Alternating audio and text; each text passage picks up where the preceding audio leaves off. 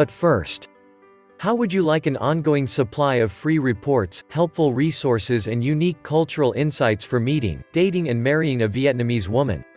Too easy. Just take a quick moment to subscribe. And click the bell icon. And you'll never miss out again. Hey, this is Alex, and in this short video, I'd like to share with you two phrases that you can share with your Vietnamese lady when you're out with her, all right? So the first one in English is going to be, your eyes are pretty. And then the second phrase I'd like to share with you is to compliment her on her hair, all right? So the two phrases we're going to be covering today is, one, your eyes are pretty, and the second one is, your hair is pretty, all right? Now, as you recall, if you some of the other videos that we've done is we've been using the same woman's name, Linh. The reason this is important because, just a quick recap, in Vietnamese, how you address somebody else depends a lot on your relationship with them. To make it as generic as possible, and to make it as simple as possible, I'm going to use the same name throughout these. Otherwise, then you would have to, then I would have to tell you how to pronounce her name, which then adds just that much more complexity. So for the sake of this video, I'm just going to share with you two phrases. One is how your hair is pretty, and then the second one is your eyes are pretty. And the woman's name is going to be Linh.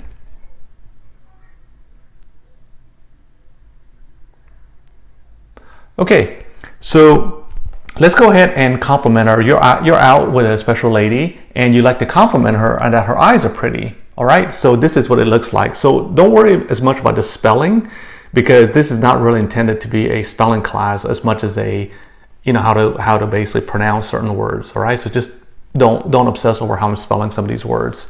All right, now the grammar in Vietnamese is nowhere near as complex as English or most Romance-based languages, right? Like French, Italian, or anything like that. Vietnamese doesn't really have a concept of conjugation, nor does it really have a concept of tense. So some of these sentence structure may seem really broken or odd to an English-speaking person, but this is how Vietnamese is conversed. All right. So the first one is to say, mắt Linh đẹp quá. All right, so let me break down what each of these words mean, and don't worry as much about the conjugation, the grammar structure, and things like that. I'm just trying to share with you common phrases to make things simple. All right, so the first word is mắt. This is, in Vietnamese, this means eyes. Now, of course, the first question you would be asking from somebody who's speaking English is said, well, where's the your, right? Are you just saying eyes are pretty? It sounds awkward. So to make this grammatically correct, you would say mắt Linh. A more proper way to say would be mắt của Linh, but again, I'm trying to keep this as simple as possible. This is not going to win you any, any advanced literary awards, but it's conversational. All right, so it's going to say mắt Linh. Again, Linh is the woman, it's the lady's name. If you're out with somebody named Mai or Kim or somebody like that, just substitute that. Okay, and đẹp. Right here, this dot right here is intentional. It means pretty. And then quá means very. So as you can see, grammatically and sentence structure wise, it's very different in how English is structured. Again, I'm not trying to teach you grammar, I'm just pointing out that these words, it's easier if you just memorize them than trying to break it down grammatically, because it will make no sense for somebody who's speaking English to try to overlay your understanding of English grammar on this sentence. Okay, so again, let me pronounce it for you one more time. It says mắt Linh đẹp quá. Mắt Linh đẹp quá. Couple of things I want to mention, as I mentioned in a couple previous video. Vietnamese is tonal, which means that certain words are pronounced higher, especially when you have certain things like this. Like this little thing above it means that word has to be pronounced at a higher tone. Now, to make things a little bit more complicated, this crescent, this half moon, means you pronounce the word faster. All right. If you didn't have this, it would be say mát, which means cool. Obviously, you don't want to say that. When you have these two combined, it says mắt. You notice it mát, mắt. You see, it's the same word except pronounced faster at a higher pitch. And in doing so, you totally change the meaning of the word. This is why Vietnamese, as I said multiple times, is what's called a tonal language. And I'm not going to downplay it. This is one of the hardest things for a non-Vietnamese person to get right. Unfortunately, if you get it slightly off, it can sometimes change the meaning. Now, as I said, if you're out with somebody, they're going to appreciate your effort to say this. So as long as you get it close, we're doing fine, okay? So let me repeat it one more time. Mắt, lên, đẹp. You'll notice again this dot, right? It's without it would be đẹp, which doesn't mean anything. Đẹp. If you notice, my voice goes down a lot. I'm exaggerating here for effect. Đẹp. Do you hear how my voice goes down? Đẹp. All right? So đẹp means pretty. This is in English terms, it would be an adjective. Quá means very, right? Mắt, your eyes. Linh, well, actually means eyes. This means that the eyes of Linh are very pretty. But of course, nobody would say that way, right? This would be translated to Linh, your eyes are pretty.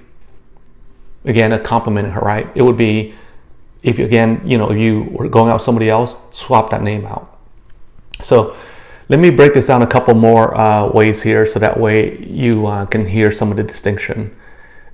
One of the things I mentioned previously is Vietnamese has certain sounds that exist that are closer to French than English. Here's what I mean. In Vietnamese, the C is what we call a hard C sound. English has what's called a soft C sound. Let me elaborate. Cat, right? Carry. So if you were to hear a Vietnamese person first learn English, they're not going to say cat, they're going to say gat, which of course is gibberish, right? Likewise, they're not going to say carry, they're going to say Gary, because they're bringing over the phonetics of Vietnamese over to English. You're doing the opposite. You're bringing your phonetics and your pronunciation from English to Vietnamese. So one of the things that I've learned from watching English-speaking people learn Vietnamese is that the what we call the hard C, that's one of the trickier sounds to get right. If you've spoken French, you have a huge advantage because French has what we call a hard C sound. Okay, so this right here, this QU, is pronounced as a hard C sound. All right. If you pronounce it as a soft C sound, which is probably what's going to happen, it's going to sound like quá, and quá means to lock, which of course has a different meaning, right? So again, listen to my what I'm about to say here. I'll slow it down for effect. Quá. Do you see how my voice? I'm sorry, my lips exaggerate. Quá. You see? Now listen to how a English speaker tends to pronounce this. Quá. Do you see how there's a difference in tone there? Quá. Quá. It's very subtle, but it makes all the difference in the world in the pronunciation of this word.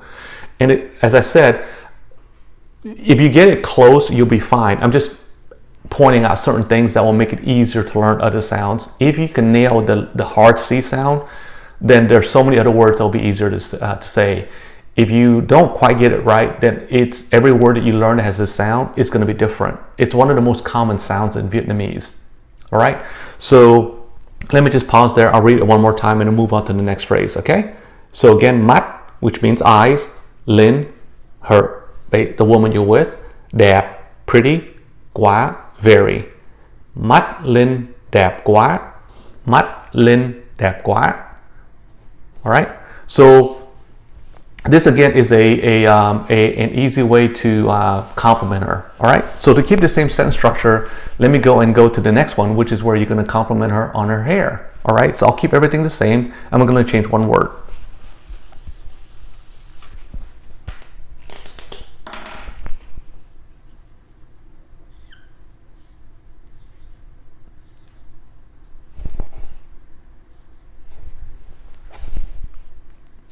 In this case, as I said, we're going to compliment her on her hair. All right. So the Vietnamese word for hair is tóc. Now, this is the second sound I want to point out your attention to, okay? Tóc, Linh, đẹp quá. So the rest of the sentence is the same. We just swap out the word eyes for hair.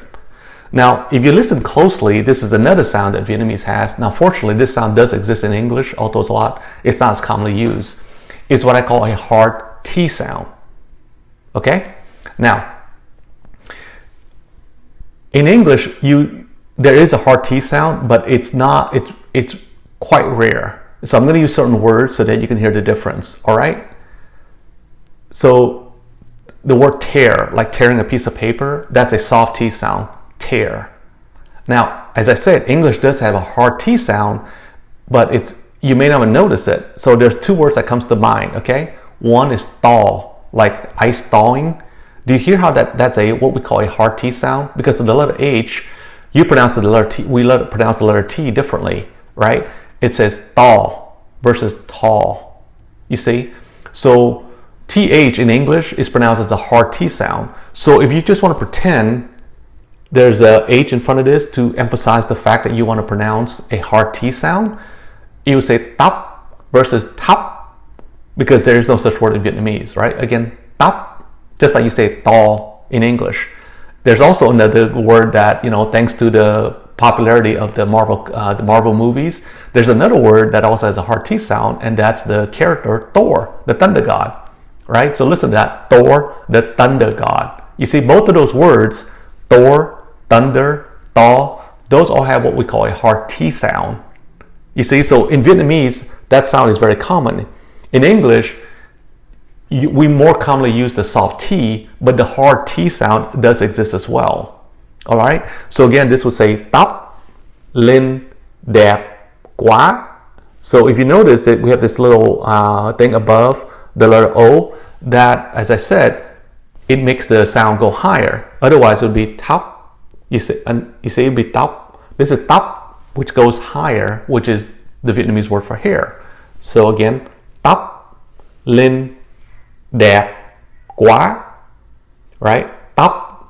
So again, tóc, Thor, tall, thunder, right? Hard T sound. Tóc, lên, đẹp, quá. So these are two phrases that you may want to use the next time you're out with a Vietnamese lady and you want to just compliment her. So the first word that the first phrase, just to wrap up, the first phrase that we used was mắt, which is eyes, right? Mắt lên đẹp quá. The one where your eyes are pretty, where you want to emphasize her on compliment on her hair, it would be tóc lên đẹp quá. All right, tóc lên đẹp quá. So again, this is a hard C sound.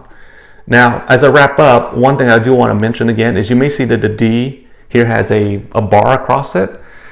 Vietnamese has the letter D in it, without that bar is pronounced with almost like a y sound. That's like my first Vietnamese name. That's actually my Vietnamese name.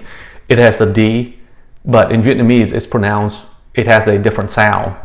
And so for a lot of English speaking person, when they first see my name, it's really confusing because it's pronounced with a different sound. I don't want to get into that. That's probably a conversation for another day.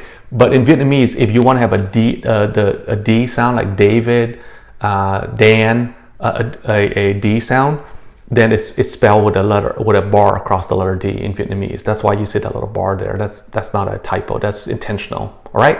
So again, let me say it one more time, and then we'll wrap up. Okay. So the next time you're out with your lady, make sure make sure that you substitute her name. Okay. I'm using Linh here just as simplicity, but her name is Mai, Kim, which are common Vietnamese names, Vietnamese women's name. Then you just substitute that. All right. So again, mắt cô đẹp quá. Tóc. Oh, I'm sorry. It's mắt lên đẹp quá. Mắt lên đẹp quá. This one is tóc lên đẹp quá. Mắt lên đẹp quá. Tóc lên đẹp quá. All right. So you're probably gonna have to practice a couple of times, even though these are short phrases. It's just phonetically, as I said, when you're first learning this, it's just gonna take practice. Just something I observe from having learned both Vietnamese and English. Just certain sounds are a little bit trickier for English-speaking people. The good news is Vietnamese grammar is, as I may have mentioned previously, is so much simpler than English in many ways. So once you can get close to the sounds, you'll find that the rest of the language is very, very simple to learn. Vocabulary, it's nowhere near as complex as the amount of words in Vietnam. The vocabulary size in Vietnamese is significantly lower than English. English, I believe, has the largest vocabulary of any spoken language or written language for that matter. And grammar-wise, Vietnamese is extremely simple compared to English as well. All right, but again, it just takes a little bit of practice to get the sounds correctly. Okay, so if you've been following me for a while, I'm going to basically say thank you in Vietnamese. All right, so cảm ơn, again, cảm ơn. And then my name is Alex. It's been my pleasure to share these with you. So next time you're out with a special lady, be sure to compliment her on her hair and her eyes. All right. So if you enjoyed this video, Vanessa and I would love to hear your feedback on this video, and just love to hear what if these are effective and how we can improve this. Trying to share these Vietnamese phrases with you. All right. So again, this is Alex signing off, and I'll talk to you in the next video.